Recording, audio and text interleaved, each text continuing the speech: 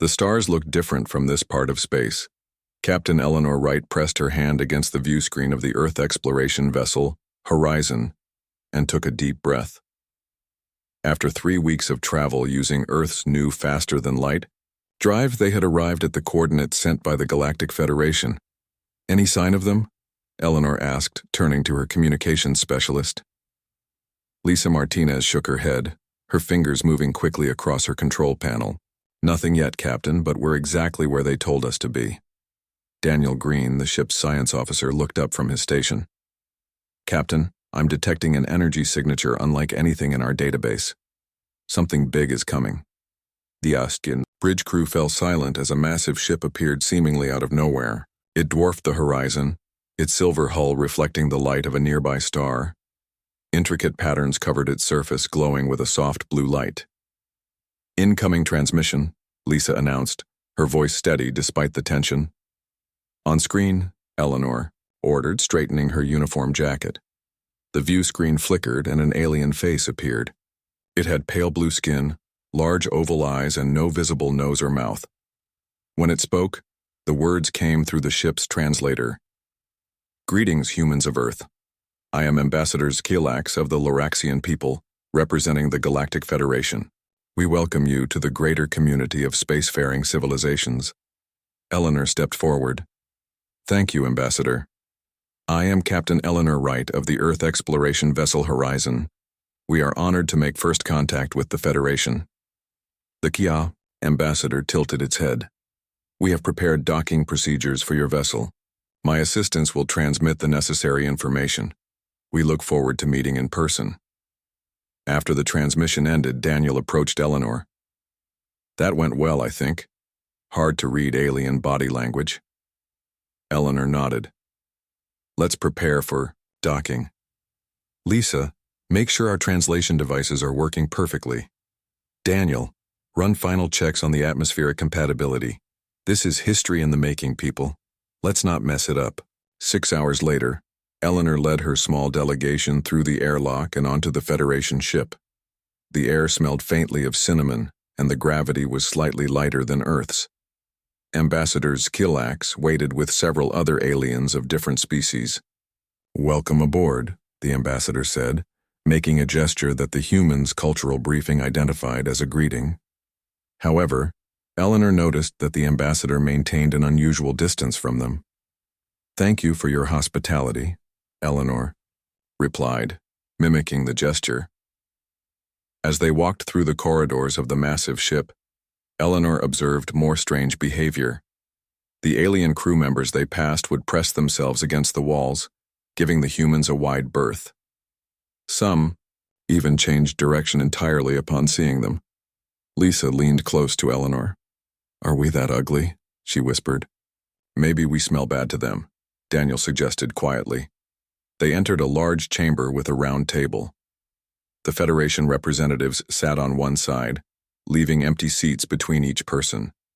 The humans were directed to sit opposite them. "We have reviewed your species information package," Ambassador Skilax began. "Earth appears to be a fascinating world with rich biodiversity. We're eager to learn about other worlds in the Federation," Eleanor said. "Our people have dreamed of this moment for centuries." The conversation continued, covering basic information about the Federation's structure, member species, and shared technologies. Eleanor noticed that despite the formal politeness, the aliens seemed nervous. Ambassador Skilax's skin changed to a lighter shade whenever the humans moved suddenly. "We would like to offer Earth provisional membership in the Federation," the ambassador announced, surprising Eleanor. "That's very generous," she replied carefully. "We expected a longer evaluation period. Your species has demonstrated the necessary technological advancement and peaceful intentions," Skilax said. "We see no reason for delay." Daniel gave Eleanor a concerned look. This was moving too quickly, and they both knew it. "We appreciate the offer," Eleanor said, "but we would need to consult with our government before accepting." "Of course," the ambassador replied. "We understand your protocols." As they discussed the details of potential membership, the door to the chamber slid open. Several heavily armed guards entered, surrounding a floating containment unit. Through its semi-transparent walls, Eleanor could see a dark, shifting form inside. The shape seemed to flatten against the far side of the container, as far from the humans as possible. "What is that?" Daniel asked, stepping closer to get a better look. The reaction was immediate. Every alien in the room tensed, and Ambassador Skillax rose quickly. "Please step back from the containment unit," the ambassador said, a new urgency in its voice. Eleanor placed a restraining hand on Daniel's arm. "I apologize for my officer's curiosity. Is this creature dangerous?" The ambassador's skin pulsed with changing colors. "It is merely a specimen being transported to another facility. Nothing that concerns your delegation." The guards quickly moved the containment unit out of the room. Eleanor noticed that the dark shape inside seemed to press itself even harder against the wall as it passed near the humans. "Let us continue our discussion," Ambassador Skillax said, changing the subject. Throughout the remainder of the meeting, the Federation representatives refused to speak about the mysterious creature, despite several subtle attempts by the Earth delegation to bring it up again. Later, as they returned to the horizon, Eleanor gathered her team in the ship's conference room. "Thoughts?" she asked. "They're hiding something," Lisa said immediately. "The way they reacted when Daniel approached that container? Pure fear." Daniel nodded. "And did you notice how that thing inside seemed to be avoiding us?" "It was pressed against the far wall, as far from us as it could get. The membership offer is too good to be true," Eleanor added. "Favorable trade terms, technology sharing, minimal restrictions. Why are they so eager to bring us into the fold?" "Maybe they really like us," Lisa suggested with a smile that didn't reach her eyes. "Or maybe they need us for something," Daniel countered. "Something connected to whatever was in that container." Eleanor looked out the viewport at the massive Federation ship. "We're missing a big piece of the puzzle here. I want you both to keep your eyes and ears open. Be polite, be diplomatic, but gather every scrap of information you can." "What about the membership offer?" Lisa asked. "We'll recommend a 6-month probationary period," Eleanor decided. "That gives us time to learn more before making any permanent commitments." As they continued talking, none of them noticed the small shadow that briefly flickered across the viewport, only to dart away when it came near the ship's hull, as if the very presence of the humans inside was somehow painful to it. 6 months had passed since Earth accepted provisional membership in the Galactic Federation.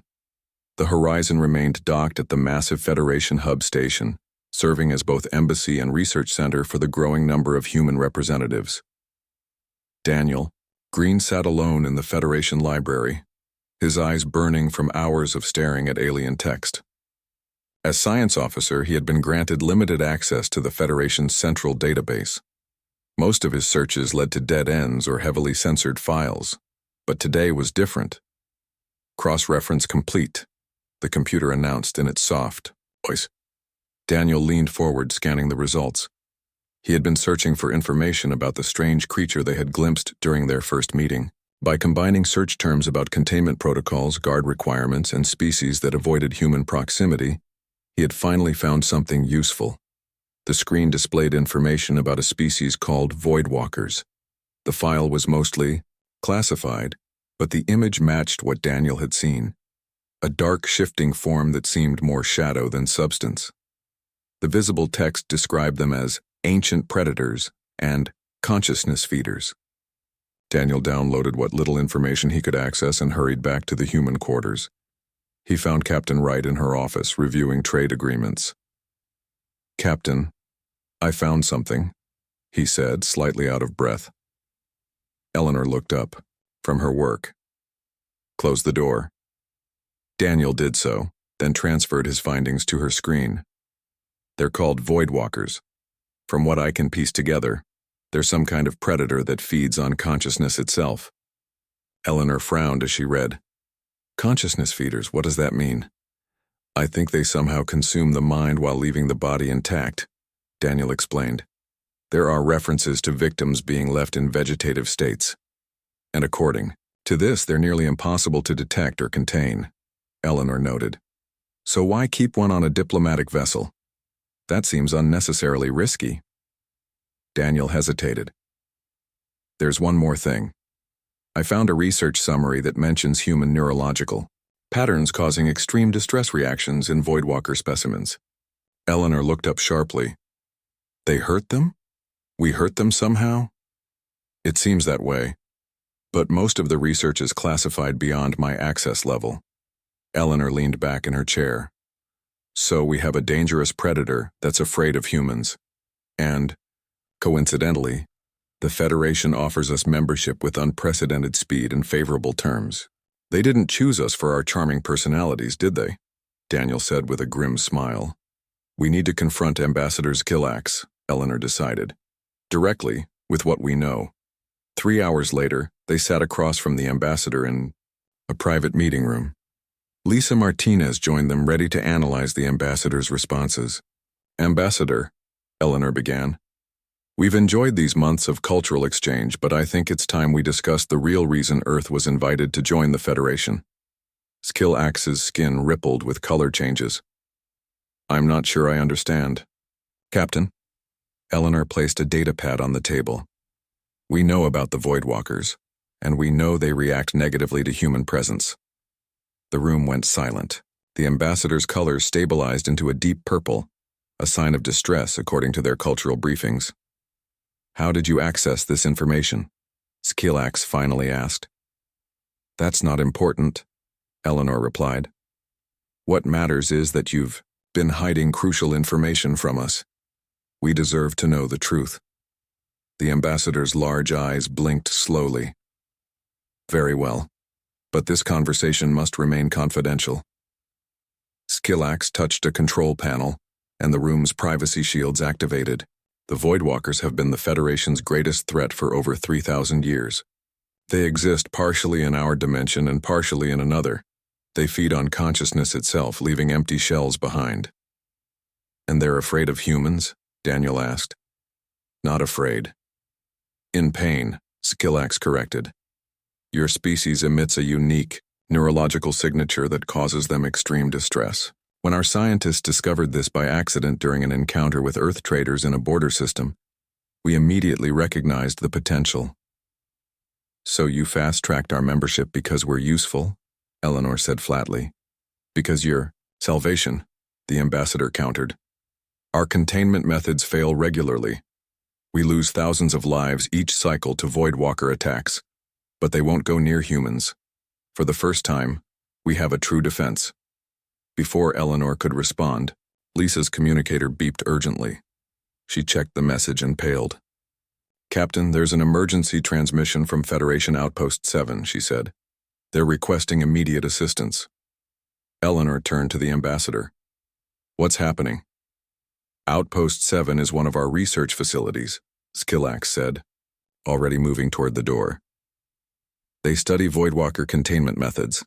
They rushed to the command center, where a distorted transmission played on the main screen. A human woman in a Federation security uniform appeared, her face tense with fear. This is Security Chief Olivia Pearson at Outpost 7, she said, her voice breaking up. We have multiple containment failures. Systems are malfunctioning station-wide. Crew members are acting strangely. I suspect Voidwalker infiltration, requesting immediate evac. The transmission cut out abruptly. Olivia is one of our people assigned to the outpost as part of the exchange program, Lisa explained to Eleanor. Ambassador Skillax turned to them, no longer bothering to hide the fear in its posture. Outpost 7 was housing 17 captured. Voidwalkers for study, if they've all escaped. How many people are stationed there? Eleanor asked.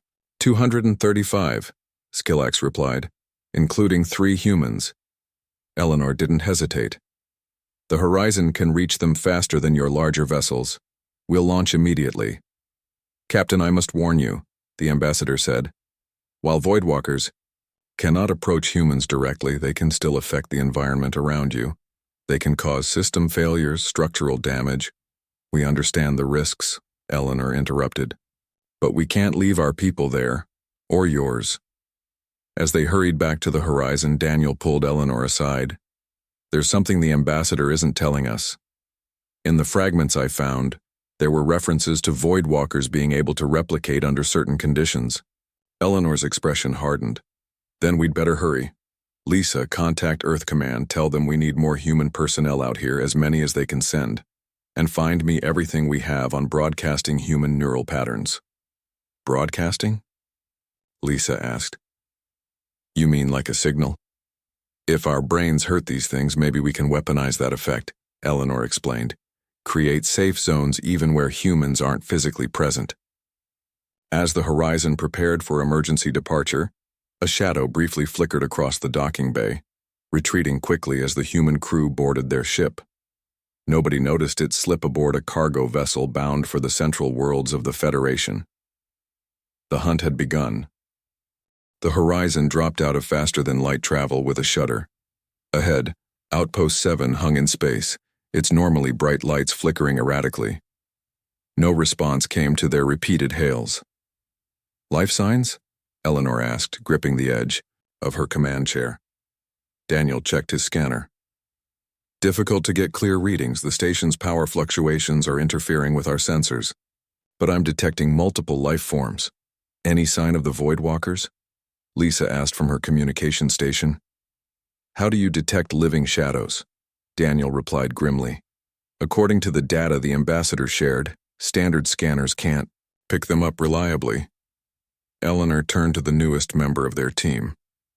Combat Specialist Jason Rodriguez stood at the tactical station, his expression focused. The former military officer had been assigned to the Horizon just before their emergency departure. Rodriguez, what's your assessment? Eleanor asked. We need to board with a small team, he said without hesitation. If humans repel these creatures, we should lead with our advantage. I suggest a 4-person team, you, me, Green, and Martinez. Eleanor nodded. Agreed. We'll dock at the emergency airlock. Lisa, keep trying to reach Chief Pearson. Let's move. 20 minutes later, the team stepped through the airlock into Outpost 7. The corridor before them was dimly lit by emergency lighting. The air felt strangely cold. Stay together, Rodriguez advised, checking his scanner. According to the station layout, the command center is 2 levels up. They moved carefully through the silent corridors. Twice they passed crew members sitting motionless against walls, eyes open but vacant. Daniel checked one, a male alien with scaled skin. He's alive, Daniel confirmed. Breathing, heartbeat normal. But there's minimal brain activity. Just like the reports described, the Voidwalkers feed on consciousness. As they continued, Eleanor noticed something strange. The shadows. They're moving away from us. She was right. The darkness in corners and doorways seemed to retreat as they approached, flowing away like liquid. They can sense us, Rodriguez said. They don't like what we're broadcasting. They reached a junction where the corridor split in 3 directions. Suddenly, the lights ahead went out completely.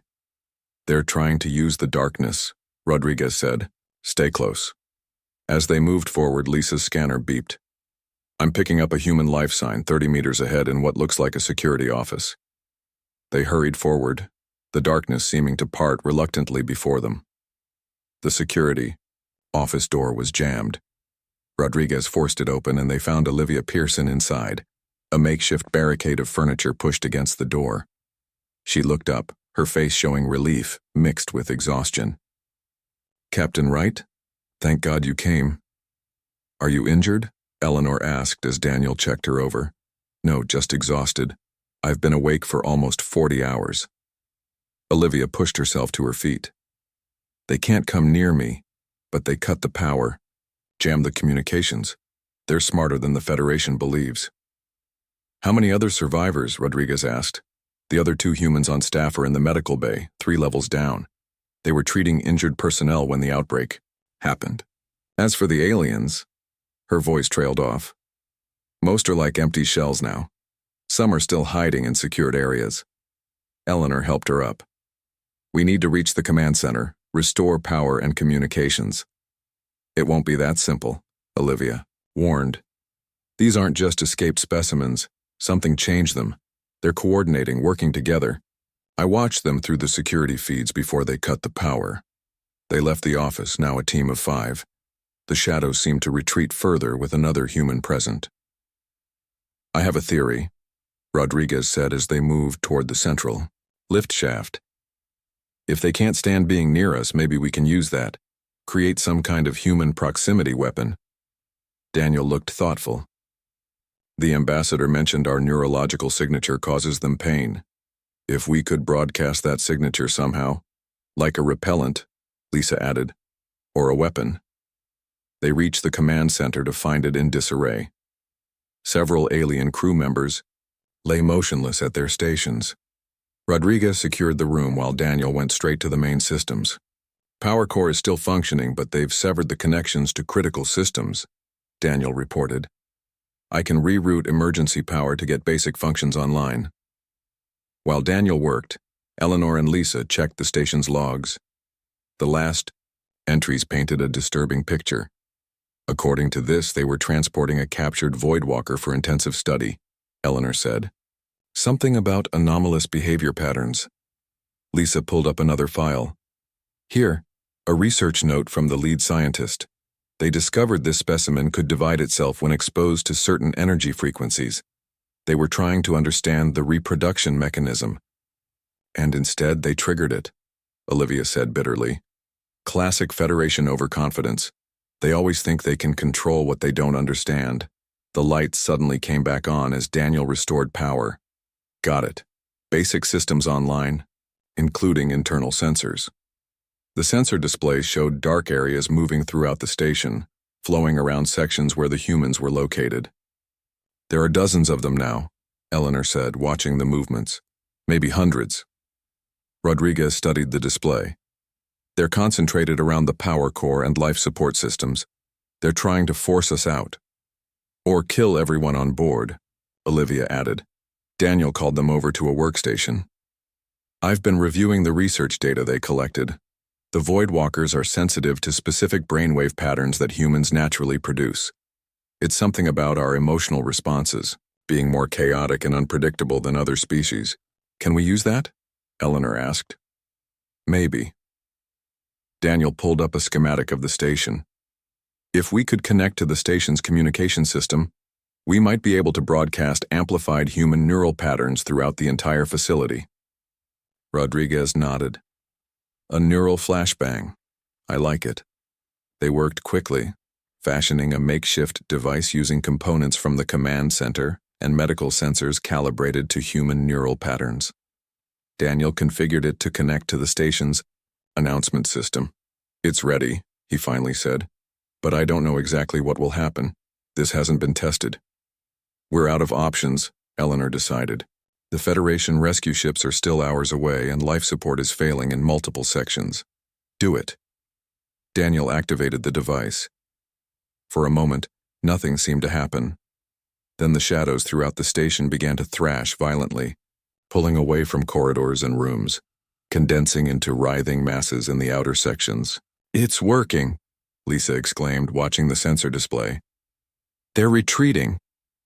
Not retreating, Rodriguez corrected, his eyes on the external sensors. They're leaving the station entirely. Look. Through the command center viewport, they could see dark shapes streaming out through small ruptures in the station's outer hull, flowing into space like ink in water. They're escaping, Olivia said quietly. Eleanor watched the exodus with growing concern. And now they know exactly what hurts them and how to avoid it. As the last of the Voidwalkers fled the station, the team began rescue operations for the remaining crew. But Eleanor couldn't shake the feeling that this wasn't a victory. This was just the beginning of a much larger problem. 2 weeks after the incident at Outpost 7, the Federation Council called an emergency meeting. Reports of Voidwalker attacks had come in from 12 different systems. The creatures were no longer hiding in the shadows. They were hunting openly, leaving behind empty shells that once were thinking beings. Eleanor Wright stood before the council, which consisted of representatives from the Federation's oldest species. Ambassador Skillax sat among them, skin shifting between worried colors. The containment strategy has failed, Eleanor said plainly. The Voidwalkers are spreading faster than your ships can respond. We need to try something new. A tall, insect-like council member clicked its mandibles in disagreement. Humans have been in our space for less than a year. You presume to tell us how to handle a threat we've managed for millennia? Managed? Eleanor raised an eyebrow. From what I understand, you've been losing this fight in slow motion for centuries. The only thing that's changed is now the Voidwalkers are moving faster, working together. Because of your interference at Outpost 7, accused another council member, a floating gas-filled being contained in a transparent suit. Ambassadors Kilax raised a hand. Captain Wright's team saved many lives at the outpost, and their discovery about broadcasting human neural patterns could be the key to a more permanent solution. On a screen behind Eleanor, Daniel Green appeared. He was aboard the Horizon, where he had been working with Dr. Amy Nichols, Earth's leading neurobiologist who had arrived with the second wave of human ships. We've made progress understanding why Voidwalkers react to humans, Daniel explained. Dr. Nichols, please share your findings. The screen split to show a woman with short gray hair and intense eyes. Thank you, Officer Green. Council members, our research shows that human brains produce emotional patterns that are fundamentally different from other sentient species. Where your neural patterns follow predictable, orderly sequences, human emotions create chaotic, unpredictable patterns. And this chaos hurts the Voidwalkers? Asked a council member. Yes, Amy confirmed. They feed on consciousness, ordered, predictable consciousness. Human patterns are like static interference that disrupts their feeding process, causing them physical pain. Eleanor stepped forward again. We've developed a prototype device that can amplify and broadcast these patterns. Early tests show it creates a zone where Voidwalkers cannot enter without experiencing extreme distress. A weapon, the insect-like council member stated. A shield, Eleanor corrected. One that doesn't kill, but repels. Ambassador's Kilax's colors shifted to a thoughtful blue. How large an area can this device protect? Currently, about the size of a small outpost, Daniel replied. But with Federation technology and resources, we believe we could create a network of broadcasters that could protect entire planets. The council chamber erupted in overlapping voices and sounds. Some members argued for sticking with traditional containment methods. Others demanded immediate production of the human devices. Eleanor waited for the noise to die down. There's something else you should know. Lisa Martinez and Jason Rodriguez have been analyzing Voidwalker movement patterns across affected systems. Lisa? The screen changed to show Lisa at her station on the horizon. The attacks appear random at first glance, but they're not. The Voidwalkers are systematically targeting facilities with specific technology, particularly long-range communication arrays and defense systems. They're softening targets, Rodriguez added, joining Lisa on screen. Preparing for something bigger. The council chamber went silent. Preparing for what? Ambassador Skillax finally asked. We believe they're creating conditions for a larger-scale invasion, Eleanor said. By disrupting communications between systems, they can isolate and overwhelm planets one by one. The floating council member drifted closer. This is speculation. Voidwalkers are predators, not strategists. They're evolving, Eleanor insisted. The specimen studied at Outpost 7 showed signs of increased intelligence, and now they're coordinating attacks across multiple systems. We need to act now, while we still can. After hours of debate, the council remained divided. Half wanted to deploy the human solution immediately. The others insisted on more testing, more safeguards. Eleanor left the chamber frustrated. Ambassador Skillax followed her into the corridor. They fear change, the ambassador explained. For thousands of years, the council has managed the Voidwalker threat through containment and isolation. Your approach is too different, too sudden. We don't have time for their caution, Eleanor replied. Every day means more victims. I agree, Skillax said, surprising her. Which is why I've arranged for your team to have access to our primary research facility on Lorix Prime. Dr. Nichols can work directly with our scientists to refine your broadcasting technology. Eleanor studied the ambassador. Why help us go around the council? Because I've seen the projections. At the current rate of Voidwalker expansion, 37 Federation worlds will be compromised within 2 months, including my home world. Skillax's skin darkened. The Council will come around, but we cannot wait for them. On Lorix Prime, Dr. Nichols worked with the Federation's top scientists to improve the neural pattern broadcaster. Daniel discovered that certain human emotional states produced stronger repelling effects than others. Joy and fear seemed to generate the most chaotic patterns, he explained to Eleanor during a video call. Particularly strong emotional memories amplify the effect considerably. So happy or scared humans are more effective against Voidwalkers? Eleanor asked. Essentially, yes. The more emotionally energetic, the better. While the research progressed, reports of new attacks continued to arrive. Federation defense forces were stretched thin, responding to distress calls across dozens of systems. Then came the news they had been dreading.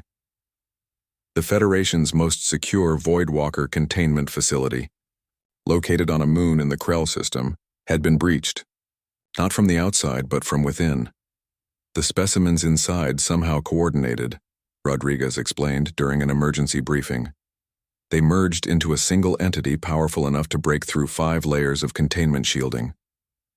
How? Many escaped? Eleanor asked, dreading the answer. All of them. Nearly 300 specimens, including some of the oldest and largest ever captured.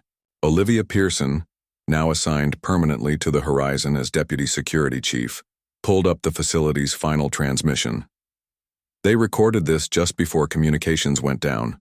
The video showed security feeds from throughout the facility. Dark shapes flowed through corridors, merging and separating as they moved. Unlike the frantic escaping shadows they had seen at Outpost 7, these moved with purpose, with strategy. They're not just working together, Olivia said quietly. They're becoming something new. The final image showed a massive shadow rising up, almost taking a humanoid shape for a moment before the feed cut out. The room fell silent until Daniel spoke. They're adapting to fight us, learning to organize in ways that make them stronger. Eleanor turned to Ambassador Skillax, who had joined them via holographic projection. We're out of time. The Council needs to approve full deployment of our solution now. The Council is in emergency session, the ambassador replied, but many members have fled to their homeworlds. Fear is spreading faster than reason. Eleanor made her decision. Then we'll have to act without them. Dr. Nichols, how soon can your team have a network of broadcasters ready? The prototypes are already being produced. With Federation manufacturing capabilities, we could have enough units to protect key systems within 2 weeks. Make it 1 week, Eleanor said, and prioritize the systems closest to Earth. If we can't save the whole Federation yet, we'll create a defensive perimeter and work outward from there. As the meeting ended, Daniel pulled Eleanor aside. There's something else you should know.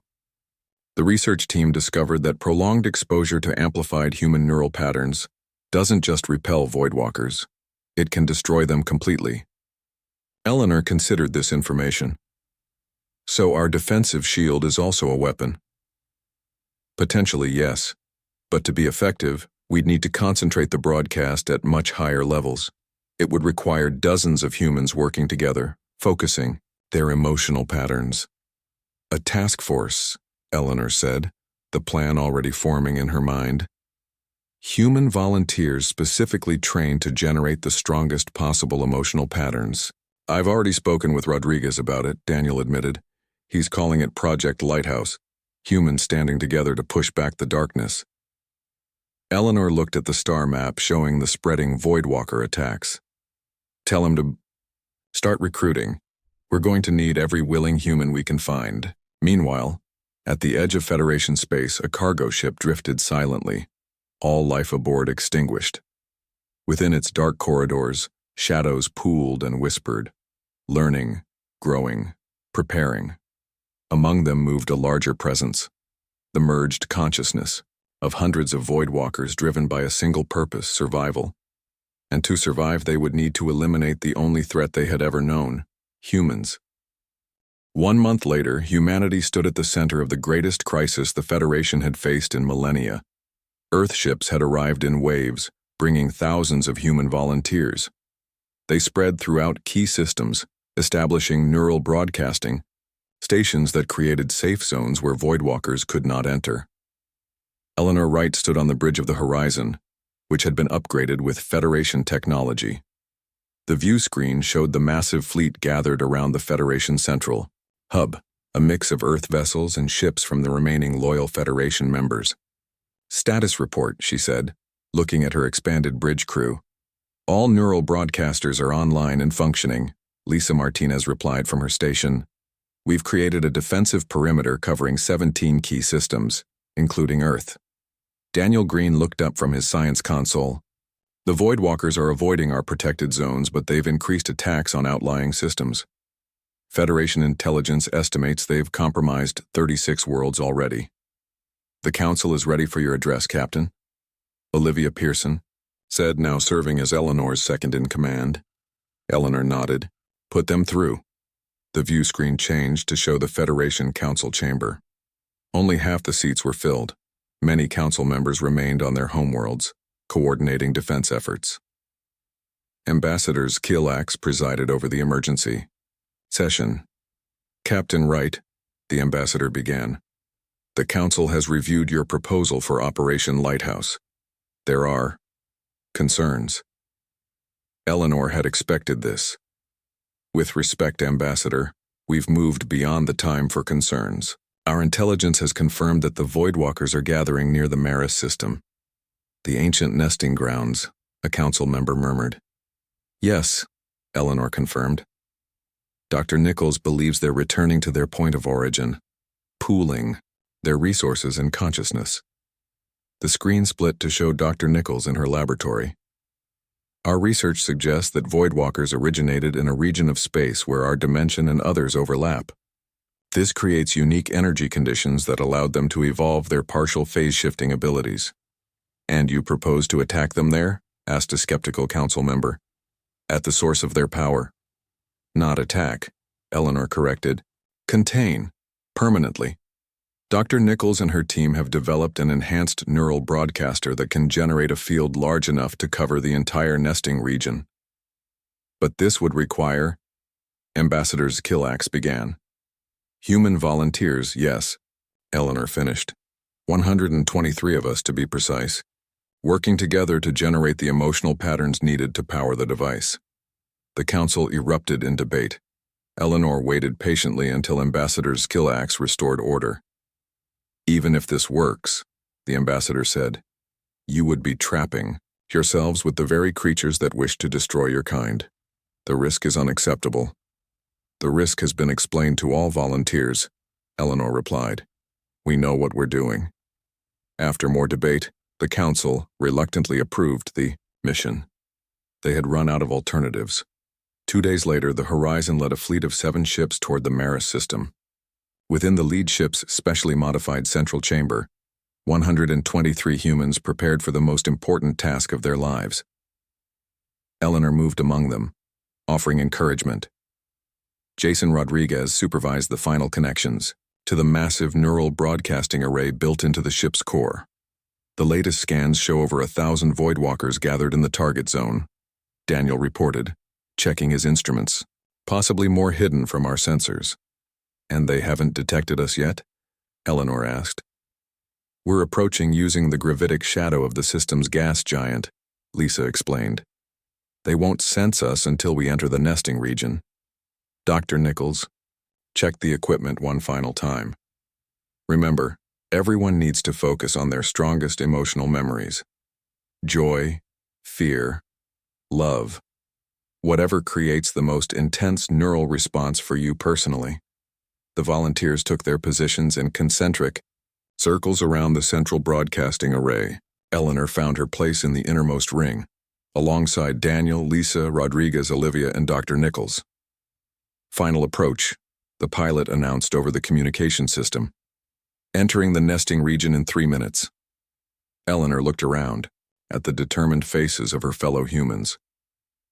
"Whatever happens today, we protect not just Earth, but all thinking beings in this galaxy. I'm proud to stand with each of you." The ship decelerated, emerging from the gas giant's shadow. Almost immediately, the sensors lit up with warnings. "They've detected us," Daniel called out. "Multiple voidwalkers converging on our position." Through the ship's viewports, they could see the darkness gathering, not individual shadows now, but a swirling storm of black energy that seemed to absorb the light of the nearby stars. "They've merged," Dr. Nichols said in awe. "Thousands of individual entities forming a single consciousness." 30 seconds to optimal broadcast position, the pilot announced, the strain evident in his voice. The darkness surrounded the ship, pressing against the hull. Metal groaned and systems flickered as the voidwalkers tested their defenses. "Everyone, prepare to activate on my mark," Eleanor called out. "Focus on your strongest emotional memory. Make it vivid, make it real in your mind." The ship shuddered violently. Warning alarms blared throughout the vessel. "Hull breach on deck 3, someone called out. "Emergency containment holding." "Now!" Eleanor shouted. 123. Humans closed their eyes and focused. Eleanor thought of Earth. The blue sky over Montana where she grew up. The feeling of wind on her face. Her father's proud smile when she graduated from the academy. The broadcasting array hummed to life, channeling the combined neural patterns of the human volunteers. Light pulsed from the device, first blue, then white, growing in intensity until it was almost painful to look at. "It's working," Daniel shouted over the growing noise. "The field is expanding." Through the viewports, they could see the darkness, writhing, pulling back from the ship as the neural energy field pushed outward. The merged Voidwalker entity separated into smaller forms, then individual shadows, recoiling from the human broadcast. "Containment field at 40% capacity," Dr. Nichols reported, monitoring the equipment. 60%, 80. The ship rocked violently again as the Voidwalkers made a desperate final assault. Systems failed across multiple decks. The lights flickered, then stabilized. "Hold your focus," Eleanor called out. "We're almost there." The neural energy field continued to expand, pushing the Voidwalkers back toward the center of the nesting region. As the field reached full strength, it created a perfect sphere of light around the entire area. "Containment field at 100%, Dr. Nichols announced. "Stabilizing. Field is stable." The humans opened their eyes to see their success. Outside the viewports, a shimmering barrier of energy surrounded the nesting region. Within it, the Voidwalkers swirled in angry patterns, unable to approach the edge of the field. "The permanent broadcasting stations are online," Daniel reported. "They'll maintain the field even after we leave." A cheer went up among the volunteers. They had done it, created a permanent containment zone that would hold the Voidwalkers in their nesting ground, preventing them from ever again preying on the galaxy's sentient beings. 3 days later, Eleanor stood with Ambassadors Kilax in the Federation Council chamber. The surviving council members had returned, and the chamber was filled with representatives from dozens of worlds. "Today marks a new beginning for the Federation," the ambassador announced. "Thanks to our human allies, the Voidwalker threat has been contained, not through destruction, but through understanding and innovation." Eleanor stepped forward to address the assembly. "We came to you as newcomers, seeking friendship and knowledge. We found instead a shared challenge and a chance to prove our worth. Earth is honored to stand as a full member of the Federation." As the chamber erupted in applause, Ambassador Kilax turned to Eleanor. "For millennia, we believed that advanced technology and logical order were the pinnacle of evolution," the ambassador said quietly. "Your species has taught us that there is power in emotion, in unpredictability, in the very chaos we once dismissed as primitive." Eleanor smiled. "Perhaps that's why we were able to help, because we see things differently than you do. The universe's most dangerous creatures will never again threaten our peoples," Skillax said. "And it's all because they can't stand to be near you humans." "I'll take that as a compliment," Eleanor replied with a laugh. As they looked out at the assembled representatives of 100 worlds, Eleanor thought about the strange journey that had brought humanity to this moment. They had traveled to the A stars hoping to find friends and allies. Instead, they had found a galaxy in need of the very qualities that made humans unique. Their emotional complexity, their unpredictable nature, their willingness to face the darkness without flinching. The universe's most dangerous predators couldn't stand to be near humans, and because of that, the galaxy could now stand together in peace.